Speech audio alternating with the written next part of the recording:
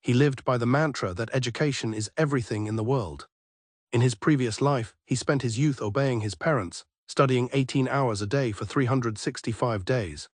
Even with all that work, he wasn't accepted into the capital's national university and had to attend a private one instead. He continued to study hard and managed to get a job at a large beverage manufacturing company. His job demanded skills he lacked, including general knowledge and communication. Feeling at a loss, he saw himself as someone who was just serious and only capable of waiting for orders. He found an escape in popular reincarnation fantasy novels online, which satisfied his desire to redo his life. He now understands that, as much as he hates to admit it, studying is a truly precious talent. He stretches, feeling unusually relaxed and clear-headed. Suddenly, his tutor appears, startling him and demanding to know why he is so relaxed. Skård Vinefors, the Roven household's personal butler and tutor, insists he have a sense of crisis, as this exam will be a turning point in his life. Skård emphasizes that passing the Royal Academy exam has been the family's dearest wish for 700 years, and a glorious future is within reach. The boy apologizes to his gramps, explaining that he was just lost in thought. He calmly tells Skård that he does have a sense of crisis, and asks him to please continue the lecture. Skård is taken aback by this unusually mature response. Sensing his tutor's confusion, he decides to proceed with the lesson. He can understand his tutor's puzzled expression, as his response was very unlike his usual self. He acknowledges that until 3 minutes ago, he had been a pampered and spoiled brat as the youngest child of the Viscount family. With the memories of his past life awakened, his disdain for studying has disappeared, though his desire to play around remains. He contemplates the result of mixing a studious person with a muscle head. Skård explains the aristocratic hierarchy of the nation, noting the large number of noble families. He adds that the difference between nobles and commoners isn't what it used to be, as many commoners have aristocratic ancestry. This nation has an education system starting from a young age, with various schools available. Because even commoners are included, the overall education rate is very high. In short, this world is an academic society where education and grades are of the utmost importance. Alan reflects that being the third son of a countryside Viscount family is not so different from being a wealthy commoner. He muses that even though he was finally reincarnated into a world of sword and magic, it's really just a regular academic society. A sudden determination flashes across his face. Skård leans in, accusing the young master of being lost in thought again. He tells Alan that he cannot be fooled. Alan reassures him, showing off a page of perfect notes and explaining that taking them automatically is a skill for someone who studies hard. He recalls how his responsibility in his past life was to record everything during meetings. Skård looks over the notes, stunned. Alan nonchalantly notes that his sincerity has finally been conveyed. Skård is moved to tears, overjoyed that his dedication has at long last reached his student. Alan finds it a bit painful to see his tutor so happy. Now full of vigor, Skård vows to lead his young master to success. To achieve this, he presents a special plan.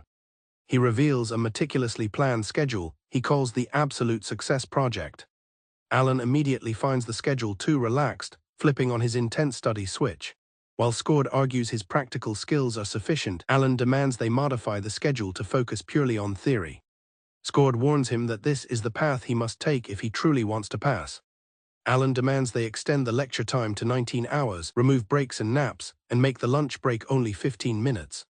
He internally admits that even this might not be enough, as there is much he needs to verify. He is determined to avoid any situation that would narrow his future choices and understands the importance of this exam.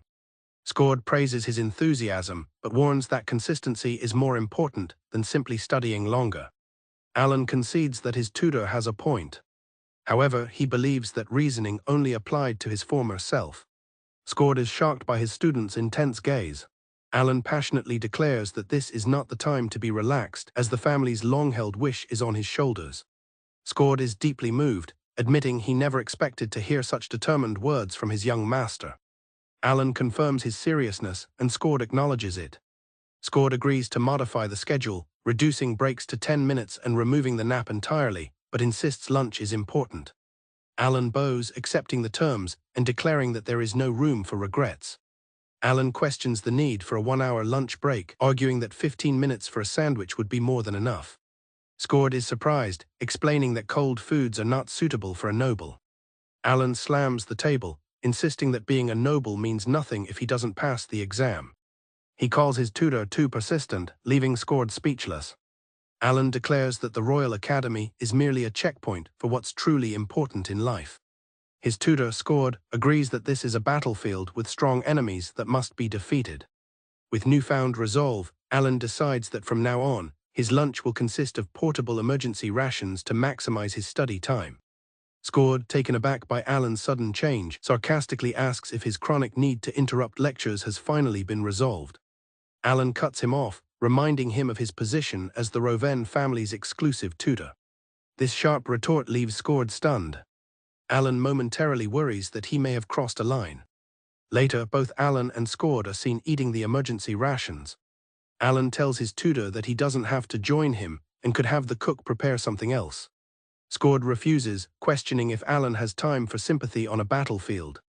Alan suggests that while he handles the assignments, Scored should at least take a restroom break. Scored proudly announces that he is wearing diapers and will be fine, even in unexpected situations. Alan is horrified by his tutor's extreme dedication. A few days later, Alan is out for an early morning run. He reflects that before awakening his past memories, he used to neglect basic training. Now, however, he understands the importance of following a routine and even finds joy in simple, repetitive exercises. He started building his physical strength and sword techniques in the mornings.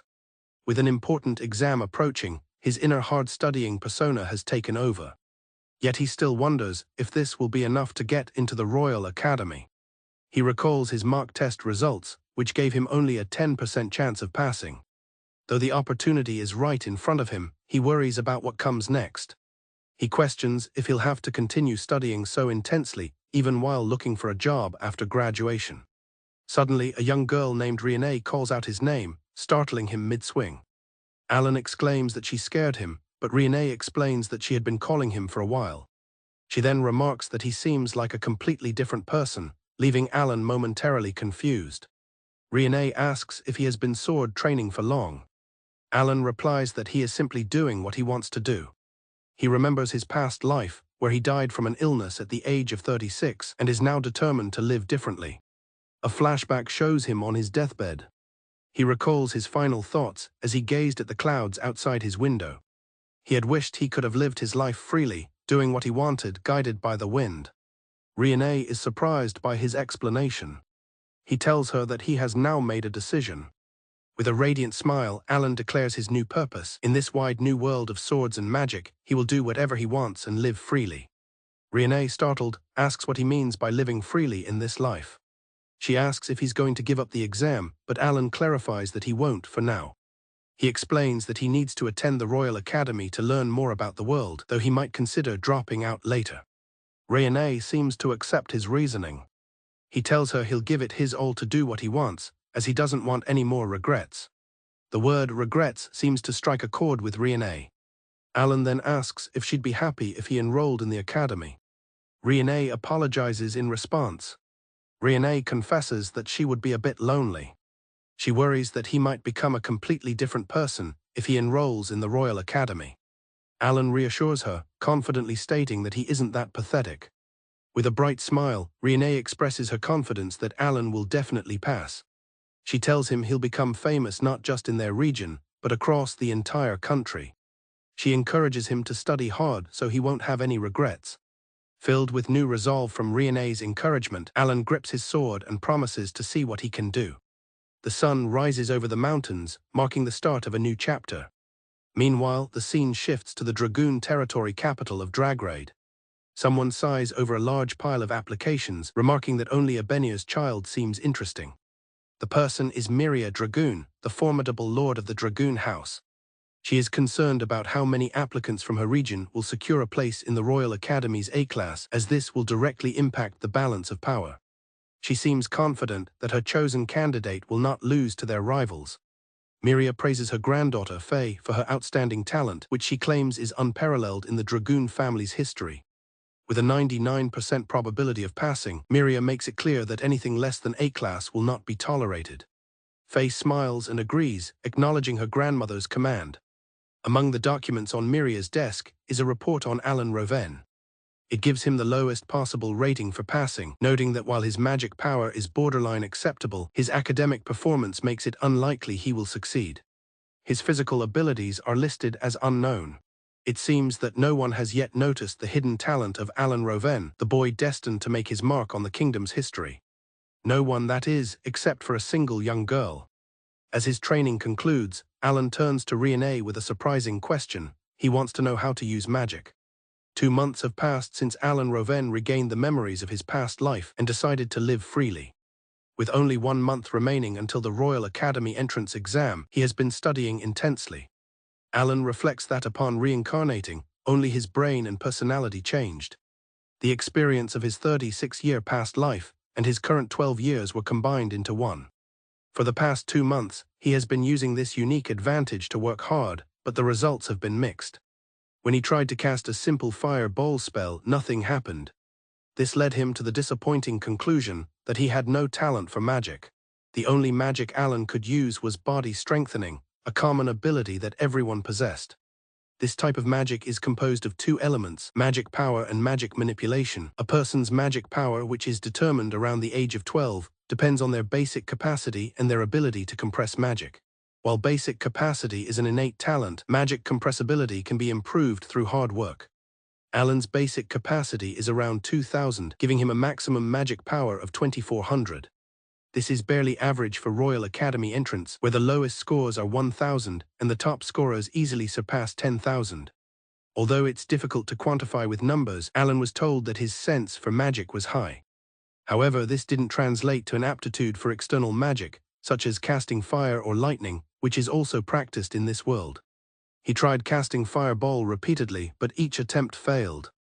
He began to feel that fighting spirit was useless against a sheer lack of talent.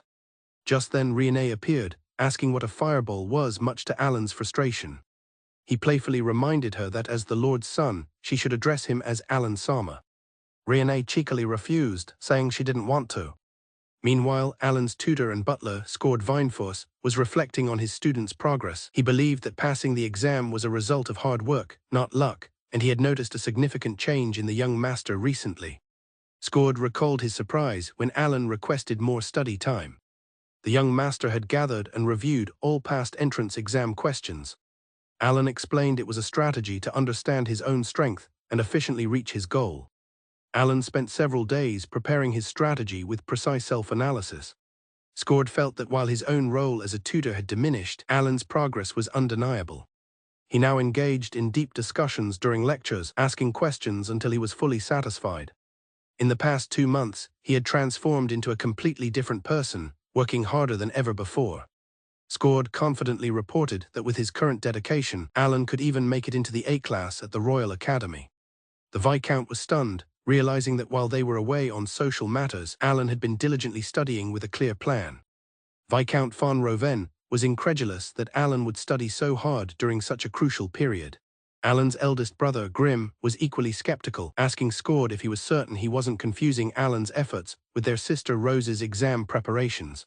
The Viscount latched onto the idea that it must have been about Rose. Grim jokingly suggested Scored was getting old. This remark caused a sudden, intense shift in the atmosphere as Scored's expression hardened. Scored fiercely defended his student, explaining that for the past 2 months, Alan had been pushing himself to the limit. He declared that the young master had entrusted his future to him, and his hard work would undoubtedly show results in the entrance exam. Grim acknowledged the good news about Alan's growth and suggested they hear about it from him directly at dinner. He advised his father that they should avoid putting pressure on Alan after hearing Scored's passionate report.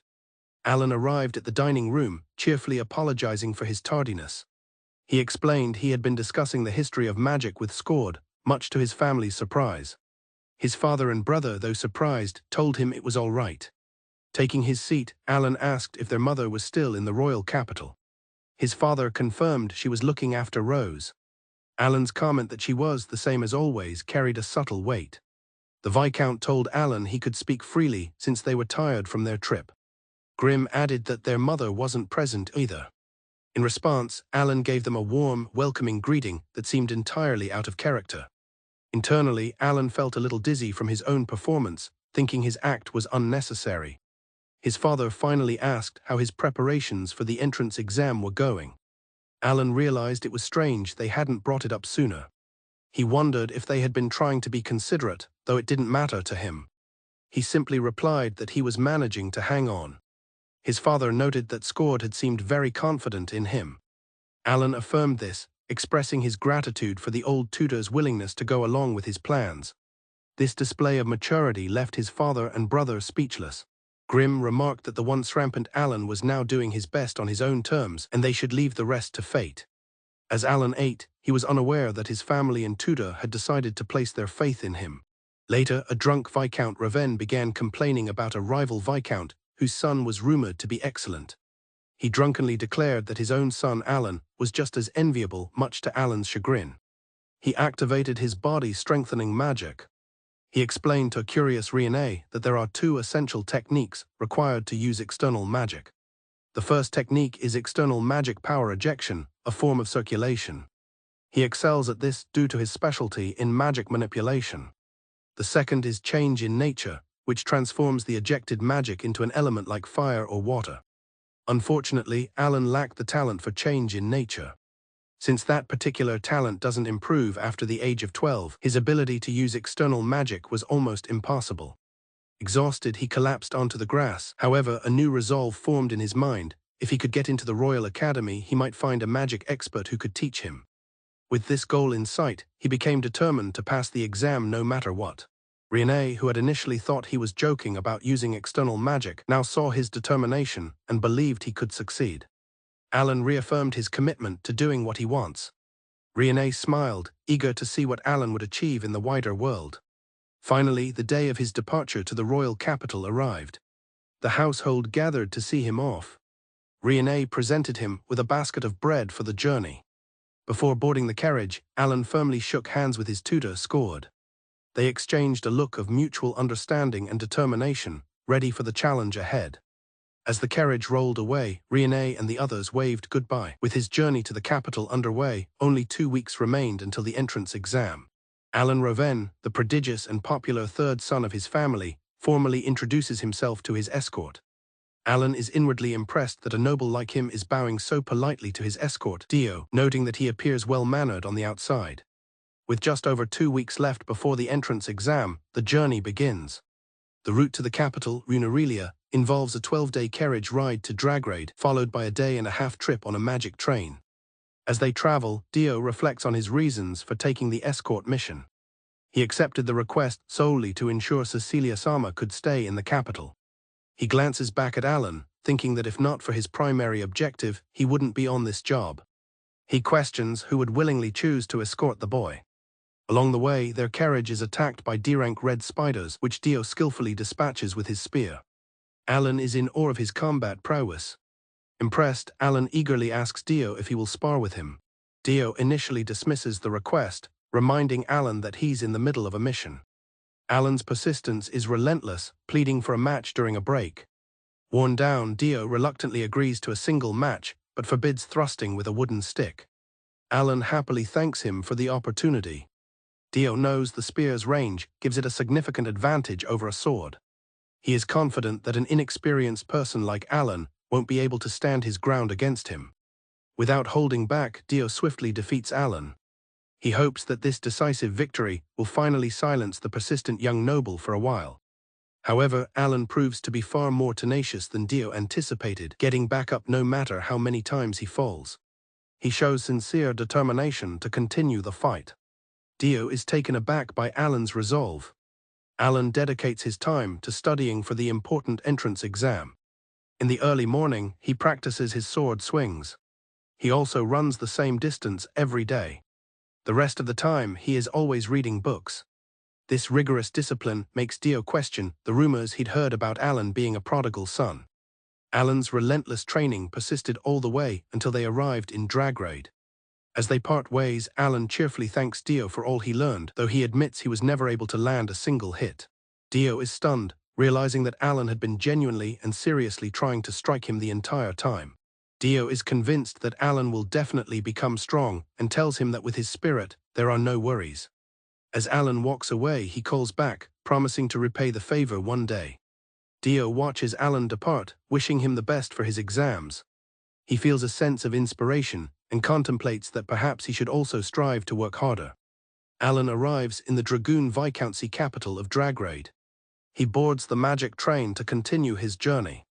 Alan is impressed by the interior of his train compartment.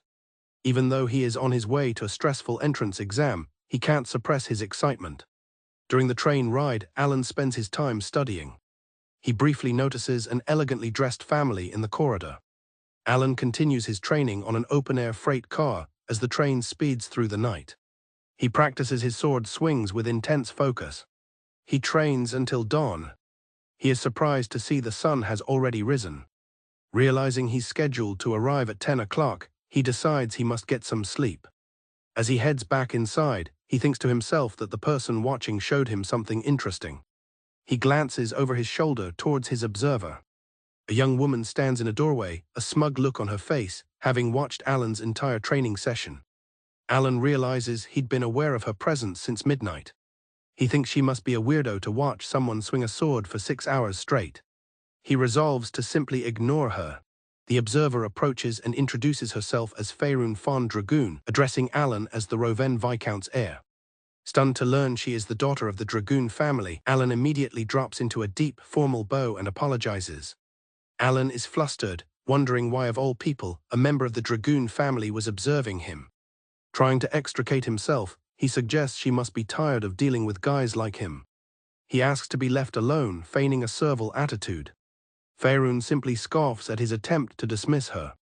Faerun laughs, declaring Alan to be very interesting. She explains that she was initially curious about him as Roselia Roven's brother, but his training has piqued her interest. Since they are both taking the exam, she proposes they get along. Alan is visibly dismayed by her proposal. Alan is shocked when Faerun correctly identifies that his training was focused on erasing lingering magic power. She guesses he is practicing for the future just before the exam. He wonders how she noticed so much and if the Royal Academy is full of monsters like her. He admits his magic is barely applicable, so he's trying to conserve as much mana as possible. Faerun casually states that Alan's magic power is around 2480, which she considers sufficient. She then proudly presents a magical tool she developed herself that measures others' magic power, revealing she wants to be a magical tool developer. Surprised by her invention, Alan asks if she knows his sister. Faerun confirms she knows of his sister, the famous Tempest Rose. Alan is flustered, wondering what his sister has done now. As an aspiring developer, she's eager to meet her and asks Alan for an introduction, which he agrees to. Faerun then excuses herself, cheekily remarking that practicing for 6 hours straight must be a sign of a terrible illness. As Faerun leaves, she tells Alan that since they are friends, he no longer needs to use formal address with her and advises him to get some rest. Faerun had commented that nobles shouldn't bow without reason, as that's what sinners do. Her words make Alan recall a memory of his father apologizing to his mother in the very same way, leaving him to wonder what his father had done. Faerun returns to her quarters. Her maid Sira is relieved to see that she is all right. Sira greets her formally. Faerun apologizes to Sira for causing her to worry. Sira warns that if Alan discovers her true identity, he might regret their encounter. Faerun laughs, explaining that she introduced herself because he looked so annoyed, and he ended up just saying he had to use the bathroom. Sira is flustered that Faerun greeted him. Faerun tells Sira that she had a gut feeling she needed to get to know Alan Roven at all costs. She asks Sira for any intel on him. Sira finds his file, reporting that his probability of passing is the lowest, as his studies seem quite poor. Faerun seems unfazed by the news about his poor academic standing. With a confident smile, she declares that they will surely meet again soon. The train finally arrives at Central Station in the capital, Riene. A young woman urges her mother to hurry, exclaiming that Alan's train is about to arrive. Her mother chides her, saying they are late because Rose took hours to choose a dress. Alan, the third son of his family, recalls his family's structure. His eldest brother, Grim, is destined to become the family head, while his second brother, Beck, is in the military. This arrangement allows Alan the freedom to pursue his own path by aiming for the Royal Academy. His older sister, a talented magical toolmaker, graduated with top grades. Everyone expected her to enroll in the Royal Academy, but she unfortunately failed due to an unusually high mana capacity requirement that specific year. She is now conducting research at a special institute in the capital, similar to a graduate school. Alan remembers how much his sister doted on him when she was at home. Since she left, she sends him a torrent of letters, so many that their parents had to limit her to one 3-page letter per month. The letters are so densely packed with minuscule text that he considers them cursed, requiring a magnifying glass just to read them. Sometime later, Alan arrives at the capital Runarelia's central station. As he makes his way through the crowd, he hears someone call his name. He turns to see his big sister, Roselia Roven, waving enthusiastically. Alan is surprised to see her. He notes that she's attracting a lot of attention and isn't wearing her usual jersey. Alan compliments Roselia on her beautiful appearance, and she returns the compliment, saying he's become quite cool. Their mother appears, teasing Roselia that her taking hours to get ready was worth it. Alan greets his mother, whom he hasn't seen in a while. His mother, Cecilia Roven, stands with an imposing presence, a large sword at her side. She remarks that she almost didn't recognize him. Alan notes that she, too, is attracting a lot of attention. Cecilia asks if he traveled alone while carrying such heavy luggage.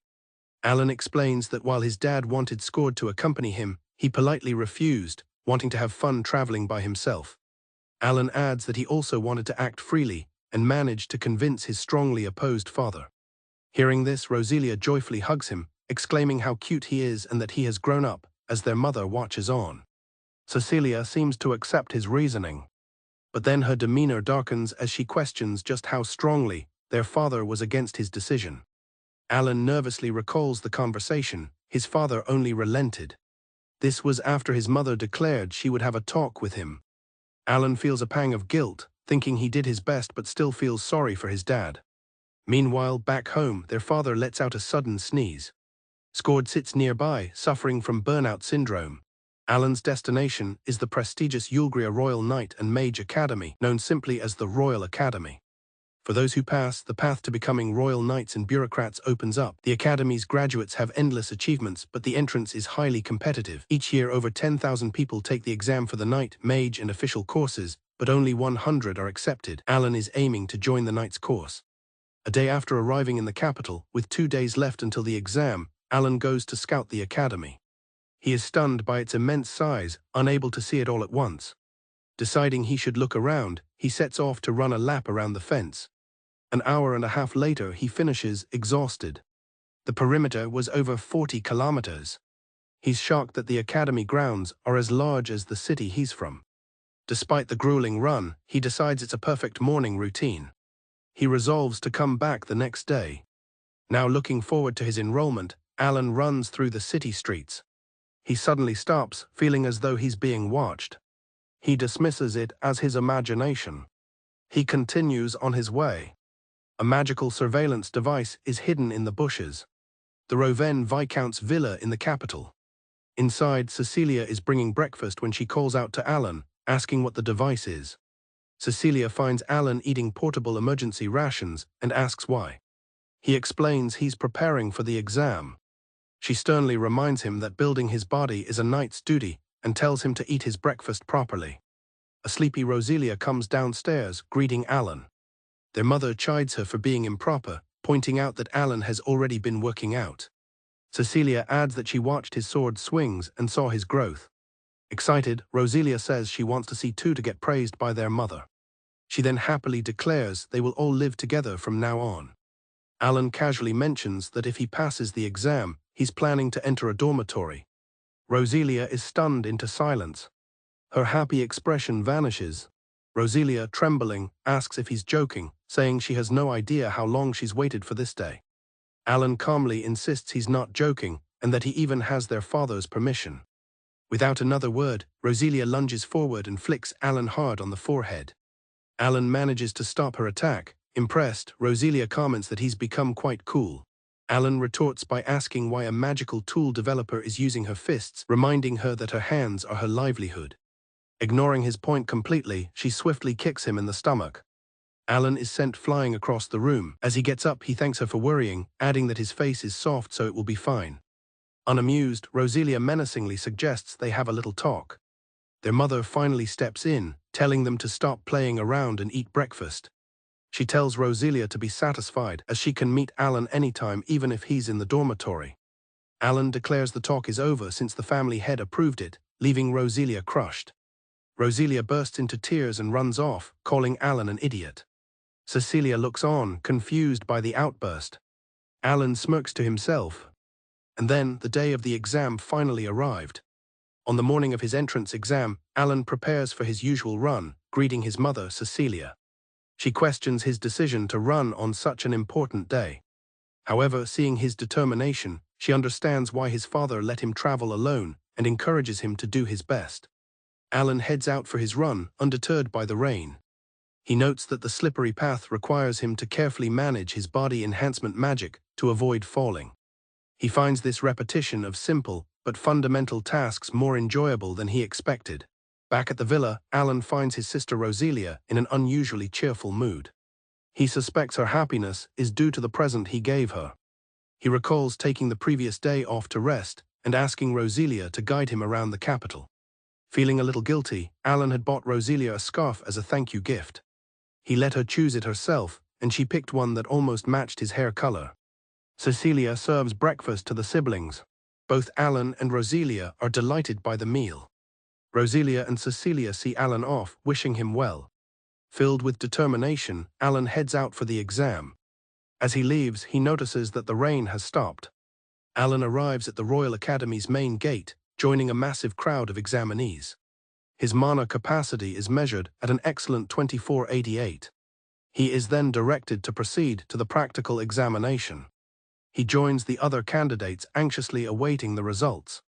Alan reflects on the cruelty of fate as he awaits the results of the mana capacity selection. He knows that out of 10,000 examinees, only the top 3,000 will be able to move forward.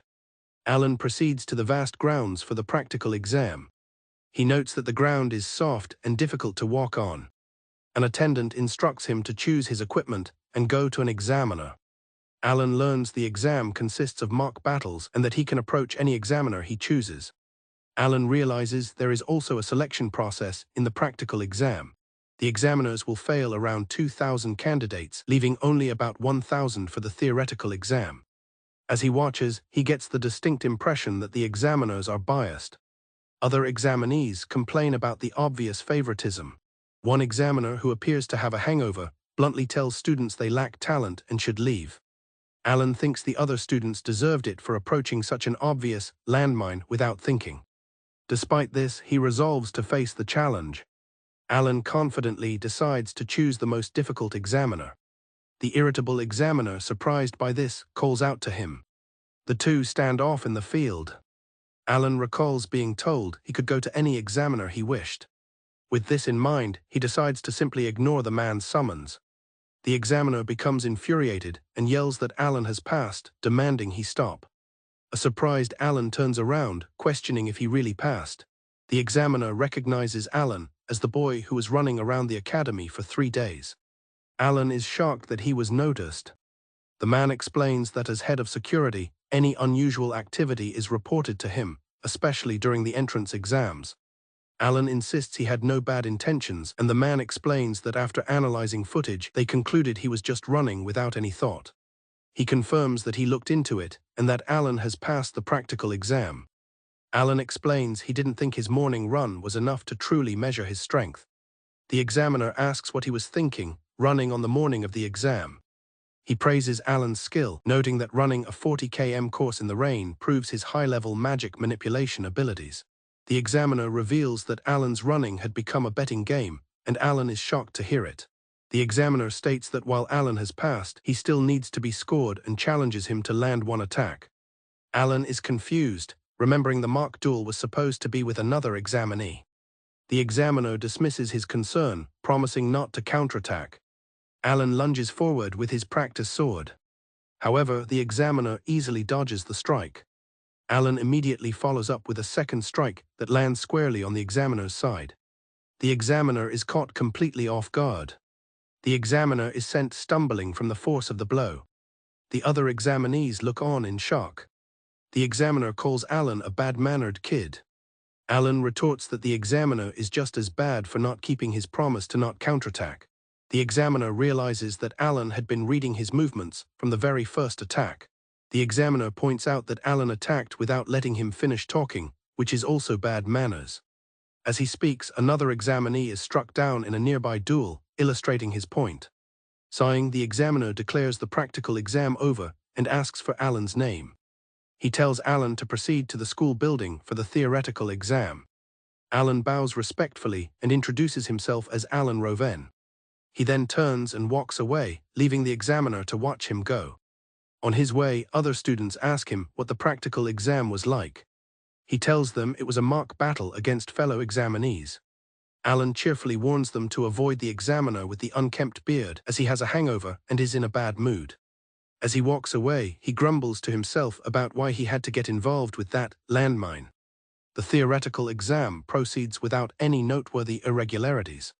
For Alan, the academic tests were over before they even began. Having completed all parts of the exam, he leaves the academy.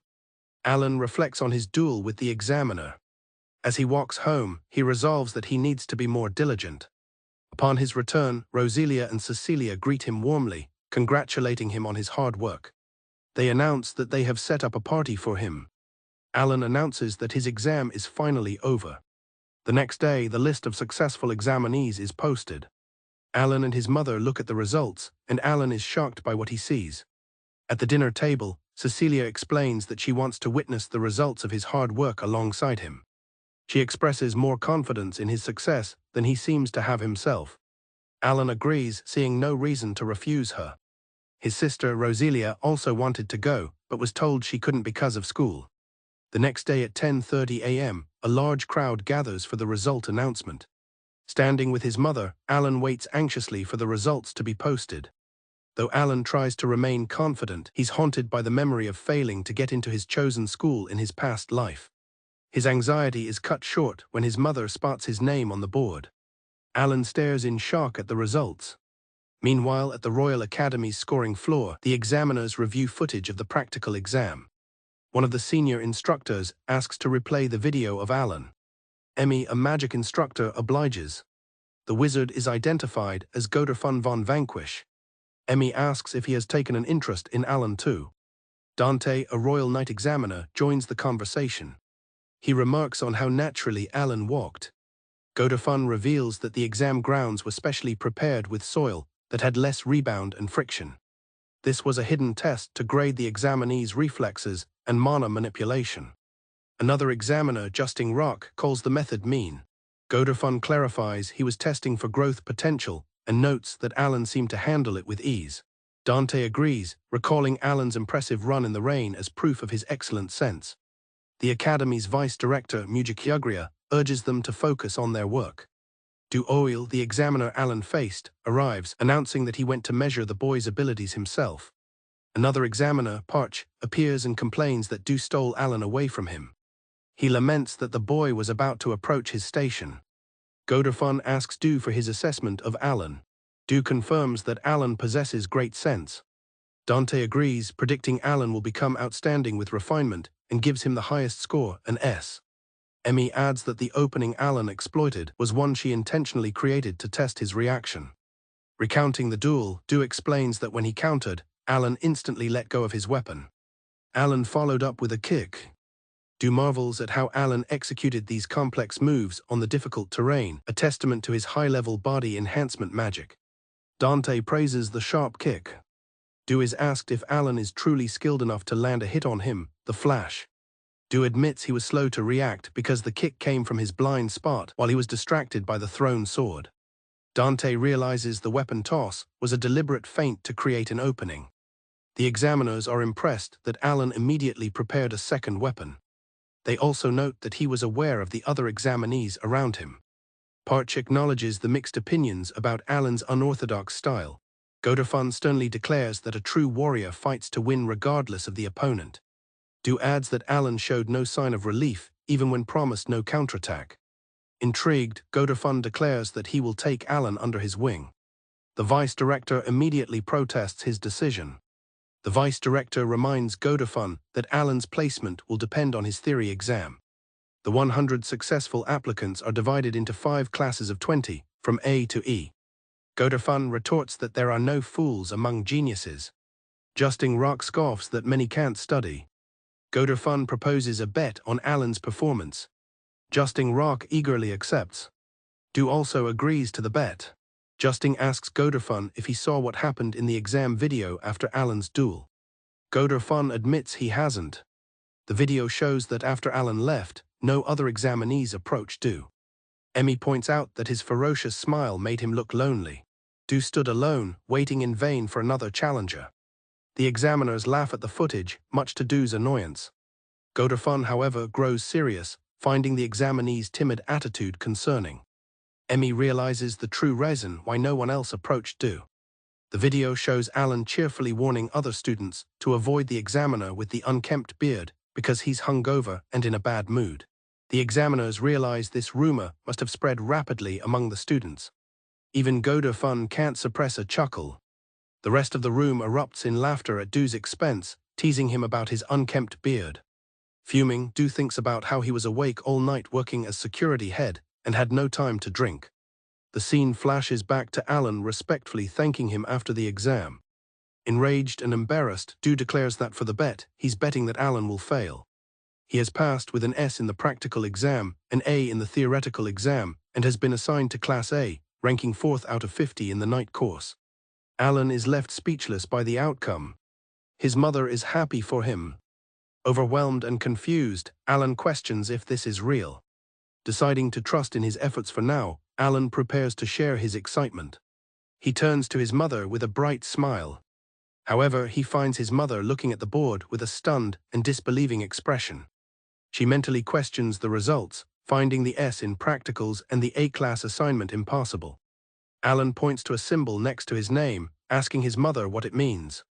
Snapping out of her daze, she congratulates him on getting into A-class and embraces him, telling him how proud she is. Despite her words of encouragement and her belief in him, Cecilia's expression remains grim and concerned. Cecilia announces she's heading home to inform Belle and Scord of his results. She reminds him that the orientation program starts at 11 o'clock and that he shouldn't be late. Alan looks on as his mother prepares to leave. Alan sincerely thanks his mother for the delicious food she made. His mother looks surprised at first. He reflects that although she wasn't skilled in housework, she always provided warm meals for him, and for that he is grateful. She responds with a gentle smile. With a cheerful wave, Alan shouts his goodbyes to his mother. He sets off for the Royal Academy. Arriving at the door to Classroom 1A, Alan feels a wave of nervousness. He recalls how he spent his entire youth in his past life just studying, missing out on a proper school experience.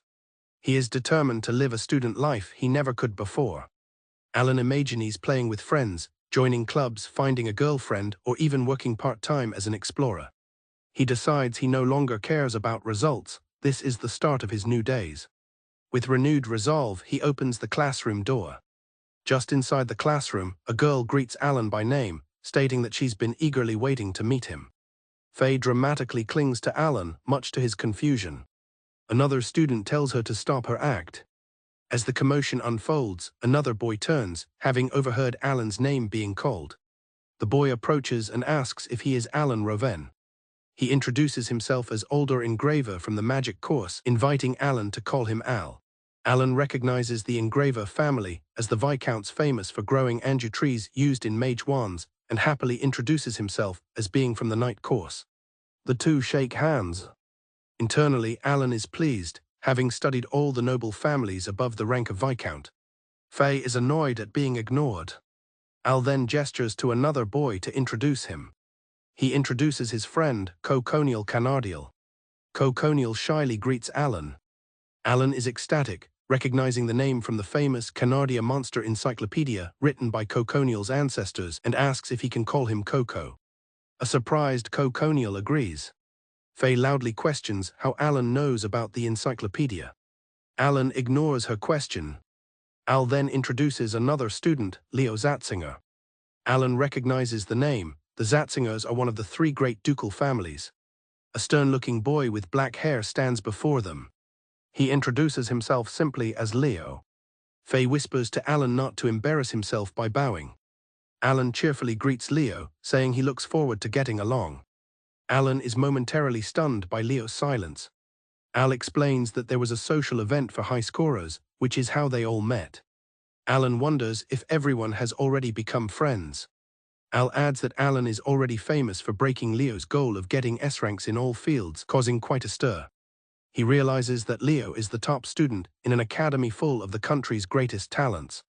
Alan doubts they can get along. Faye interrupts, demanding Alan introduce her to his new friends, much to his annoyance. Faye insists Alan introduce her as someone more than a friend and less than a lover, but he flatly refuses. Faye acts shocked and hurt, dramatically accusing him of being cruel after she was his captive until 6 in the morning. Her outburst causes a stir among the other students. Faye continues her theatrical performance, weaving a story of Alan's supposed callousness. She claims she's fine with it as long as she can stay by his side. Alan vehemently denies her claims as the other students begin to murmur, calling him scum. Leo Zatzinger cuts through the noise, pointedly asking Alan what his purpose is for coming to the academy. Alan tries to dismiss the situation as a misunderstanding. Leo's intense gaze remains fixed on him. Alan answers that his purpose is simply to do what he wants with more freedom. Alan tells the other students not to misinterpret his words. Leo presses further, asking if his goal is to become strong to protect the country and its people. Alan clarifies that he doesn't have such noble aims, he just wants to live an interesting life and felt the academy was necessary for that. Leo questions this, asking if his goals are entirely for himself and reminding him of his responsibility as a noble. Alan considers the question. With a grin, Alan declares he's just the third son of a poor, undignified family. The other students look on in surprise. He states that their beliefs are different and their ideals don't align. The only things he'll protect are the things he wants to protect. Leo listens intently to Alan's declaration. Alan firmly states that his conviction won't change, even if he dies. Leo stares at him, finally understanding that their ideals will never align. Suddenly, an old man in a wizard's hat appears between them with a hearty laugh. The man notes that the self-introductions seem to be almost over. Alan is startled, wondering who this man is that he couldn't even sense. The other students recognize the man as the venerable Godefun, former second-in-command of the Royal Knights. Alan wonders if he's famous. The wizard introduces himself as Godefun von Vanquish, the homeroom teacher for Class A, and congratulates them all on passing. The students whisper in awe about Godefun, calling him the hero of the war and the right hand of the king. Alan processes the information about him being a magic knight with a dual attribute. He learns that despite having weak magic aptitude and starting in E-class, Godefun's hard work allowed him to become an indomitable magic knight. Godefun is about to begin the orientation. Alan raises his hand, asking for a moment. Godefun acknowledges him, asking what he wants. The sudden interruption draws the attention of the entire class. In a bold move that shocks the classroom, Alan bows deeply and repeatedly, pleading for Godefun to make him his disciple. The other students are stunned by Alan's audacity. He feels this is a chance he cannot miss, having an expert magician as his homeroom teacher. Godefun thoughtfully strokes his beard, noting that the order of discussion has been switched. Alan looks on, confused, as Godefun says he also dislikes beating around the bush. Godefun addresses the class, pointing out a certain sign next to Alan's name on the results list. He explains that this symbol means Alan's pass-fail decision is still pending. With a stern expression, he declares that Alan Roven is under suspicion of cheating in the entrance exam. In a flashback to when Alan was 5 years old, a group of boys surrounded his sister, mocking her for being a weird girl who always had her head in a book. They told her not to get arrogant just because she was the Lord's daughter, claiming everyone disliked her. As the girl hid behind her book, a young Alan appeared, shouting at the bullies. Alan charged forward, furiously telling them not to bully his sister. The bullies were taken aback, questioning if he was truly her brother. From behind her book, his sister looked up, her eyes wide with admiration as she whispered his name. Despite his ferocity, Alan was no match for the larger boy, who easily caught him mid-lunge. Calling him a cheeky brat, the bully punched Alan, knocking him to the ground. His sister immediately rushed to Alan's side, hugging him and thanking him for being so brave. She stood up and calmly walked towards the bullies, who watched her with confusion. Without warning, she struck the main bully with a powerful punch to the face. With a clenched fist, she furiously demanded to know what he had done to her brother. She didn't stop there, proceeding to beat down the other boys. With an intimidating glare, she asked how they dared to harm her brother. The remaining bullies were left paralyzed with fear. With the bullies defeated and her fist bloodied, Alan's sister turned to him with a bright smile, offering to teach him how to punch. Alan could only stare in stunned silence. She cheerfully encouraged him, telling him that this way he would win the next time. From the very next day, a hellish training regimen began for Alan. In the classroom, the instructor confronts Alan Roven with a serious accusation. He is suspected of having cheated on his entrance exam. Alan is given an ultimatum: either prove his worth and remain at the academy, or leave in disgrace as a cheater. Alan is taken aback by the accusation, unable to recall any instance of cheating. He then remembers the practical exam, where the examiner with the unkempt beard declared that he had passed even before the test began.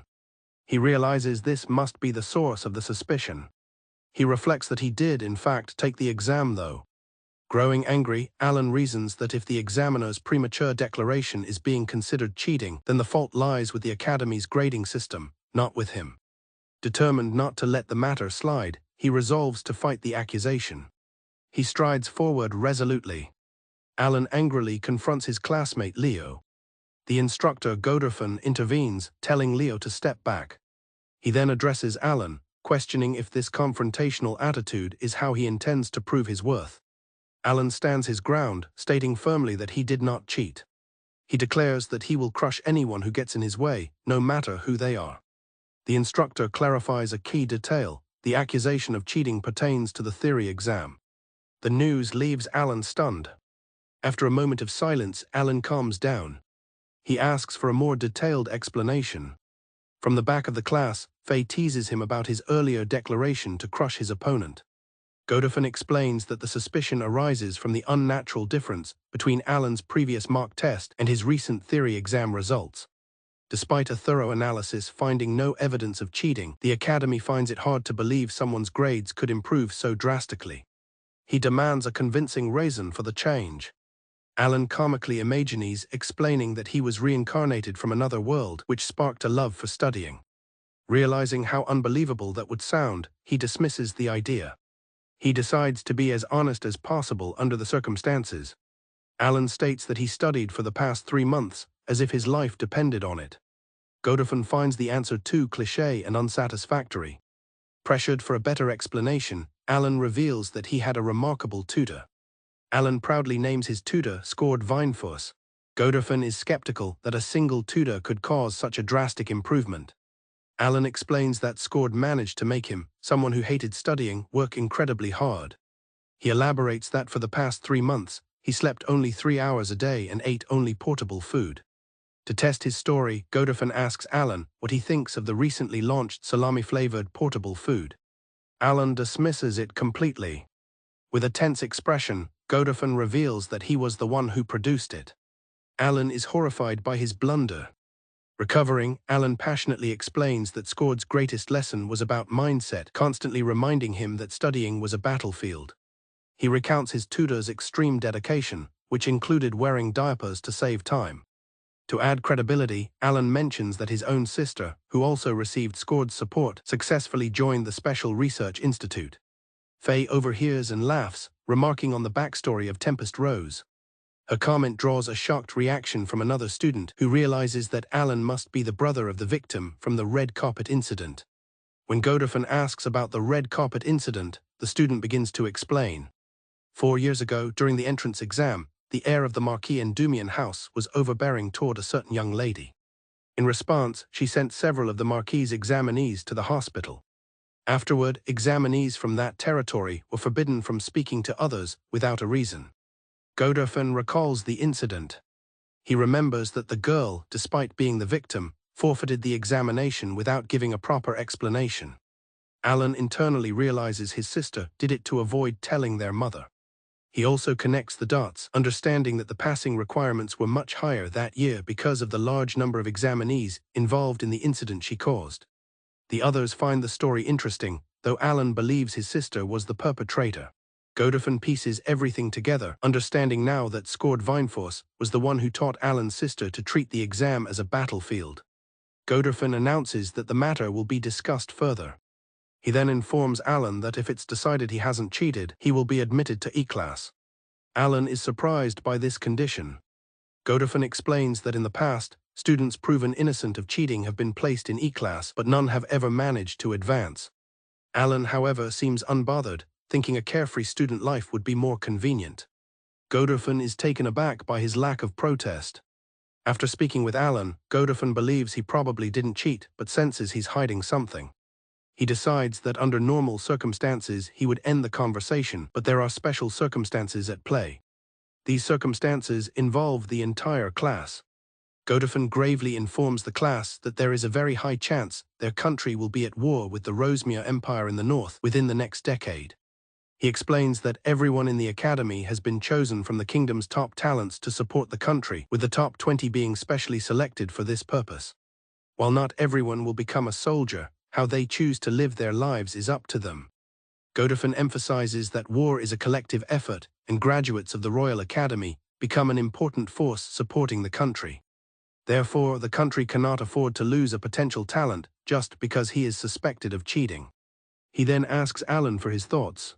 Godofn presents Alan with his condition to stay in A-class. Within 1 week, he must get a recommendation from every single classmate, proving to them that he is suitable to be in their class.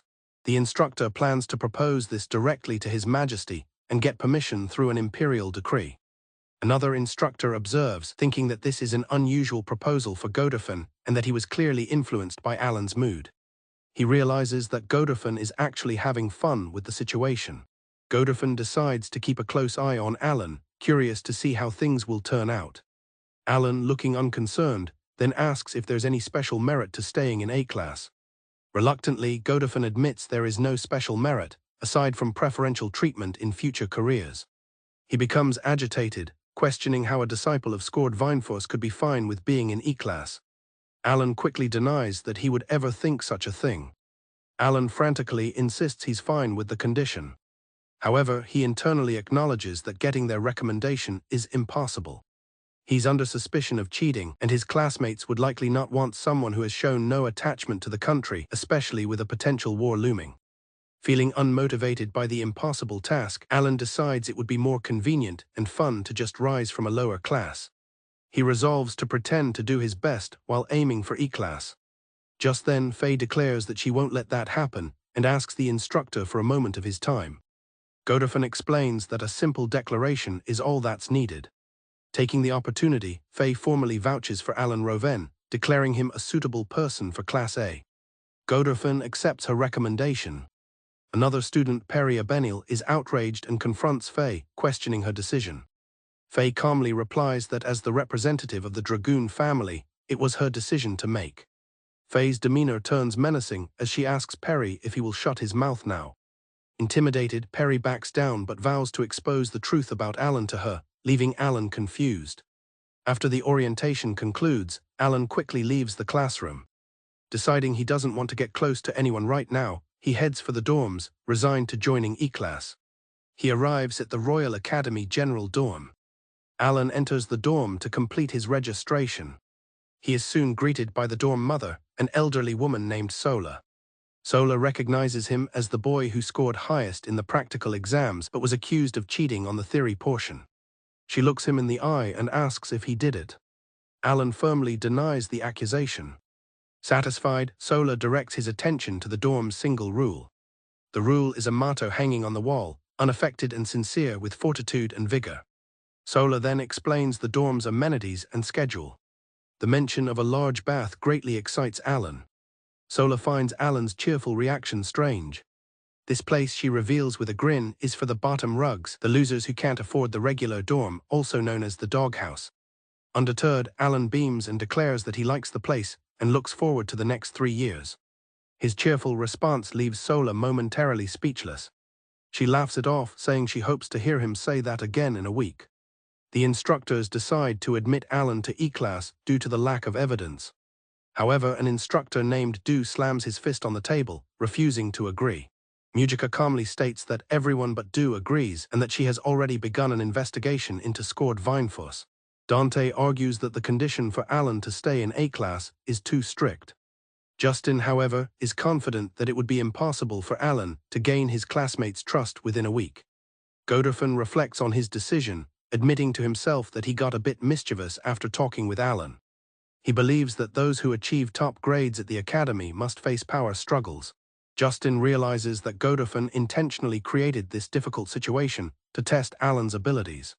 Godolphin clarifies that Alan wasn't the only one who achieved top grades. His gaze shifts towards Faye. The scene shows a gathering of well-dressed students. An intense-looking young man is among them. Faye smiles slyly. The next morning, Alan wakes up at his usual time of 5 a.m. He finds the layout of his simple room satisfying. He begins his daily routine, starting with laundry. He heads out the main gate for his customary run around the academy's perimeter. His run includes 10 sprints up a beautiful 500-meter slope he discovered on his first day. Afterward, he practices with his sword for 30 minutes. This is a habit from his past life. Having completed his morning routine, Alan feels ready for the first day of his new life. He arrives at the general dorm cafeteria at 8 a.m. Sola immediately scolds him for being late. Alan is confused, as he still has an hour before breakfast ends. His confusion turns to shock when a massive hamburger is placed in front of him. He is amazed by its size and appearance. He takes a bite and is immediately hit by an overwhelming oiliness. He now understands why the cafeteria is empty. His policy against wasting food compels him to keep eating. Sola approaches, impressed by his guts. She explains that today's hamburger was a special menu for magic users and offers to prepare a body-strengthening meal for him tomorrow. Alan is left stunned by the revelation. Alan is shocked that such a menu even exists. Sola proudly reveals that she is a researcher of monster ingredients and that the students in the dorm are her research subjects. Alan asks if the monster ingredients are why the food tastes so bad. Sola bluntly states the bad taste is because she has no interest in flavor. She tells him to eat elsewhere if he wants something tasty. Alan internally remarks that she's a hopeless mad scientist, just like his sister. Alan earnestly asks Sola if she knows of any ingredients that could help him acquire attribute conversion for emission magic. Sola unfortunately tells him no, as such a thing would be a world-shaking discovery. Sola reminds him that he has a clear talent for physical strengthening. She explains that mastering body strengthening is the traditional path for a knight. She questions why he's so fixated on emission magic. Alan looks her in the eye and states simply that it's what he wants to do, regardless of what others think. He compares it to her own research on monster food. Sola acknowledges that his talent might also go to waste. Intrigued by his resolve, Sola declares she will help him. Alan gratefully accepts her offer. His immediate response amuses her, and she decides they will start their collaboration tomorrow. Sola urges him to finish his breakfast quickly before he's late. As he eats, Alan realizes he already has to make changes to his carefully planned routine. After breakfast, his uniform was delivered to his room. He puts it on. Looking in the mirror, he is pleased with the perfect fit. Dressed in his new uniform, Alan feels a sense of excitement and readiness. His school life has finally begun.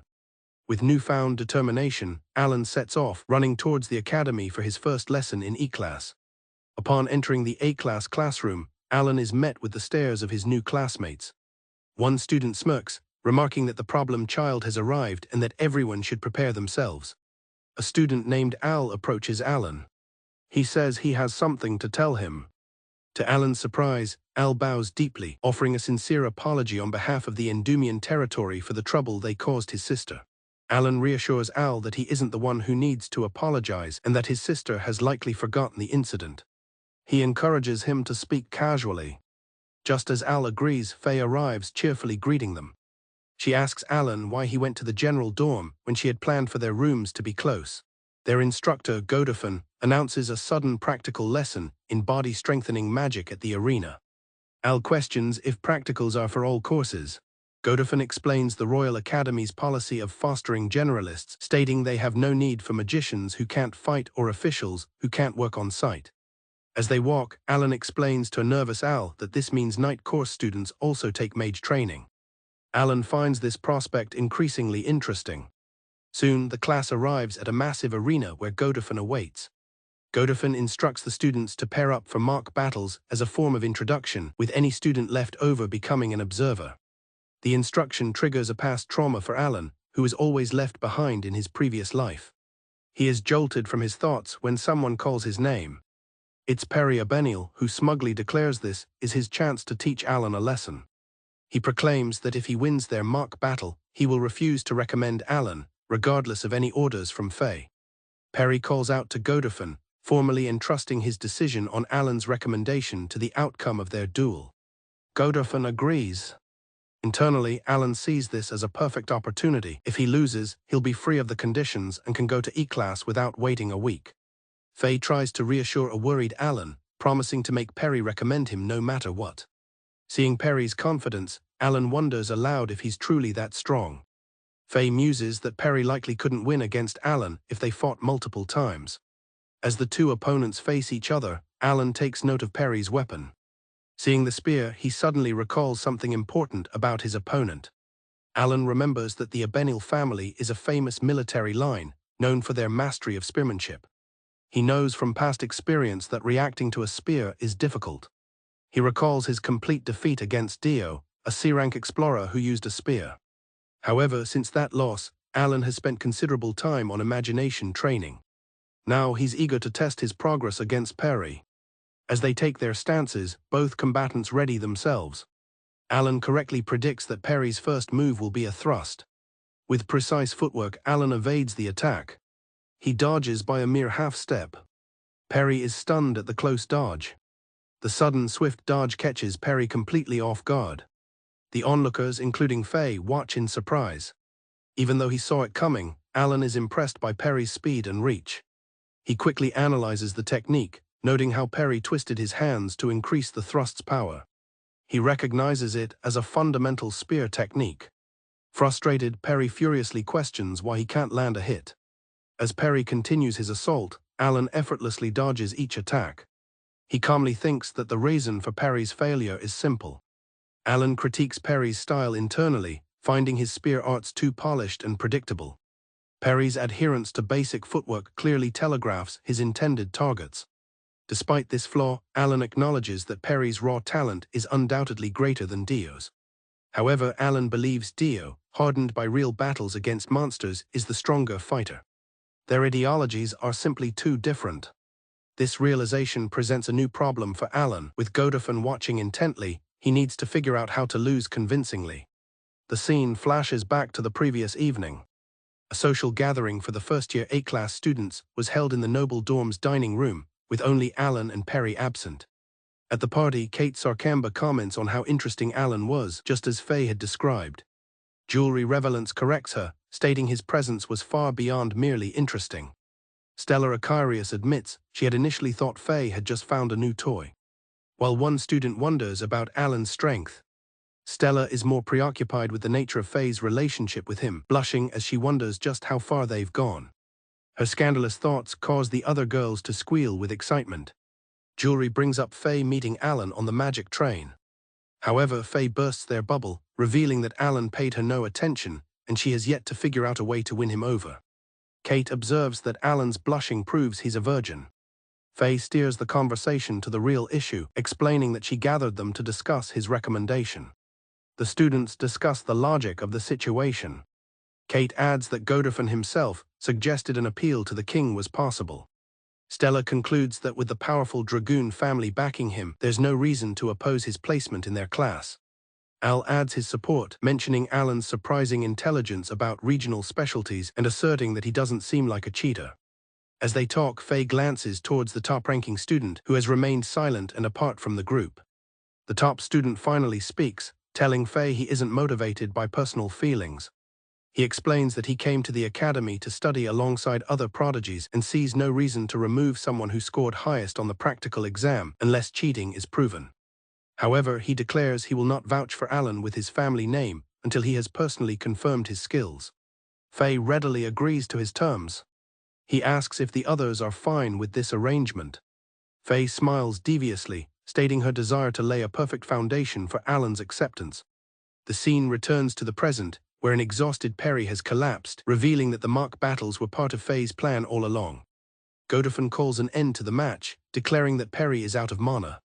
Alan is confused, thinking that only 10 minutes have passed. Suddenly, the top rank student steps forward, sword in hand. He addresses Alan Roven directly, challenging him to a match as well.